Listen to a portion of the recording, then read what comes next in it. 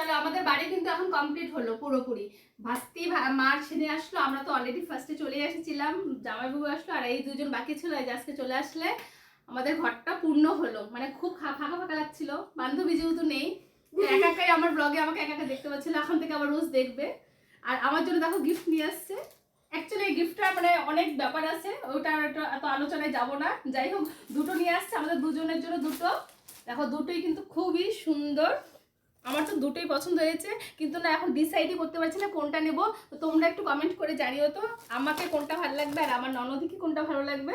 তোমরা যেটা বলবে আমরা সেটাই নেবো, এখনো ভাবতে পারিনি কোনটা নেবো। আর এই যে অভিক বেটার জন্য দেখো এই গাড়িটা নিয়ে চলে আসছে। ওর যাওয়ার আগে ছিল যে পু আসলে আমার কিছু লাগবে, তো এর জন্য গাড়িটা নিয়ে আসছে। আর এটা কার জন্য? এটা এমনি একটা এক্সট্রা পছন্দ হয়েছিল, নিয়ে আনছি।